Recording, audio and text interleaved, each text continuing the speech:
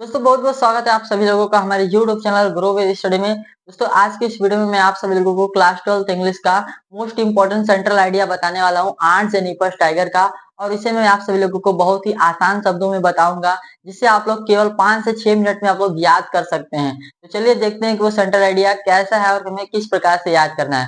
और दोस्तों अगर आप चैनल पर नए हैं तो चैनल को सब्सक्राइब करके वीडियो को भी लाइक कर दीजिएगा। तो चलिए आइए देखते हैं। देखिए सबसे पहले हमें किसका सेंट्रल आइडिया याद करना है, आंट जेनिफर टाइगर का। देखिए the poem Aunt Jennifer Tiger is composed by the poem Aunt Jennifer Tiger is composed by Adrienne Rich. Adrienne Rich कौन है? आंट जेनिफर टाइगर को कंपोज किसने किया है? एड्रियन रीच ने। एड्रियन रीच एक पोएटेस है, यानी एक कवित्री है। In this poem the poetess expresses her oppressed symbol, यानी कि जो पोएटेस है, जो एड्रियन रीच है, वो इस पोएम में क्या दर्शा रही है? अपने उत्पीड़ता को, यानी अपने दुख को बता रही हैं। उसके बाद देखिए aunt Aunt Jennifer, who is treated badly, her husband Aunt Jennifer had been meek and terrified। यानी कि Aunt Jennifer Tiger who is treated badly by her husband। जो इसका मतलब क्या है कि जो Aunt Jennifer है वो किस प्रकार से अपने हस्बैंड द्वारा दंडित किए गए थे, यानी कि उनके साथ उनके जो हस्बैंड है वो किस प्रकार से बुरा व्यवहार कर रहे थे, उन्होंने यह बताया है सेंट्रल आइडिया में। उसके बाद देखिए, उसके बाद क्या है? Badly her husband Aunt Jennifer had been meek and terrified। Aunt Jennifer had been meek and terrified in her married life। यानी कि जो आंट जेनिफर टाइगर है, सॉरी जो आंट जेनिफर है वो क्या है? जो आंट जेनिफर है had been meek and terrified, यानी कि बहुत ही भयभीत हो गई थी, डरी हुई थी अपने मैरिड लाइफ से, यानी कि अपने विवाहित जीवन से। उसके बाद देखिए, while the tigress created are bold gallant fearless and have free spirit. इसका मतलब क्या है कि जो उन्होंने in her married life while the tigers, यानी कि जो उन्होंने जो बाघ की संरचना की थी, यानी कि जो टाइगर की संरचना की थी, यहाँ पर देखिए created are bold gallant and fearless. Bold का मतलब वीर बहादुर और निडर, फियरलेस मतलब निडर, and have free spirit to walk, और to walk here and there in the forest.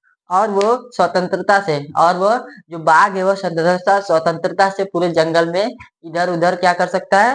चल सकता है। उसके बाद देखिए, the creation of tiger is quite different from her character.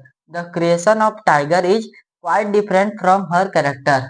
इसका मतलब क्या है कि जो बाघ की संरचना है वह पोइट जो एड्रियन रीच है, सॉरी जो आंट जेनिफर है, उनकी संरचना से डिफरेंट है, अलग है।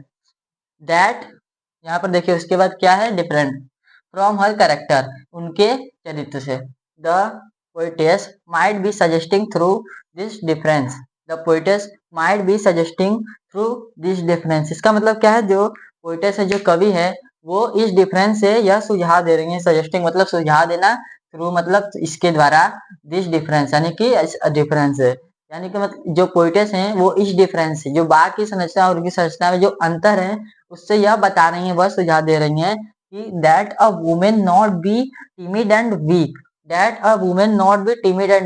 इसका मतलब क्या है कि जो वुमेन होती हैं वो, टिमिड मतलब होता है डरपोक, वीक मतलब कमजोर।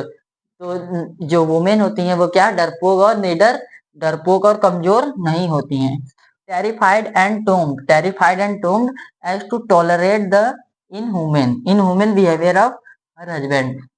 इसका मतलब क्या है कि जो उनके ह्यूमन द्वारा, इनके जो उनके पति थे, हस्बैंड थे, उनके मानवीय व्यवहार द्वारा उनको क्या करा दिया गया था? टेरिफाइड एंड टोम्ड, उनको भयभीत और सहने योग्य करा दिया गया था। तो दोस्तों यही था आज का यह सेंट्रल आइडिया। इस सेंट्रल आइडिया में देखिए क्या है कि जो एड्रियन रीच है, उन्होंने यह लिखा है कि जो आंट जेनिफर टाइगर हैं, जो आंट जेनिफर टाइगर हैं, वो आंट जेनिफर टाइगर है, वो अपने दुख को कैसे यहाँ पर बता रही हैं कि उस उनके पति द्वारा उनके साथ जो व्यवहार किया गया था, जो बुरा व्यवहार किया गया था, उसको इन्होंने बताया है इस सेंट्रल आइडिया में। उसके बाद देखिए क्या होता है कि उन्होंने बाघ की जो संरचना बनाई थी, बाघ तो उनके कैरेक्टर को बताया था, फिर इसके बाद अपने कैरेक्टर को बताया था।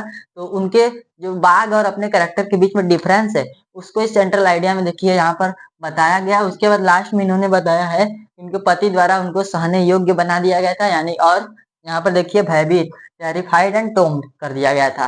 तो दोस्तों यही था सिंपल सा सेंट्रल आइडिया, बहुत ही आसान शब्दों में आप लोग इसे याद कर सकते हैं। तो दोस्तों बहुत ही आसान ये सेंट्रल आइडिया है, 5 मिनट में आप लोग इसे याद कर सकते हैं।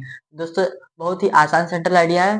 बाकी अगर आपको यह सेंट्रल आइडिया समझ में आया तो प्लीज वीडियो को लाइक कर दीजिएगा, चैनल पर नया तो चैनल को सब्सक्राइब कर दीजिएगा।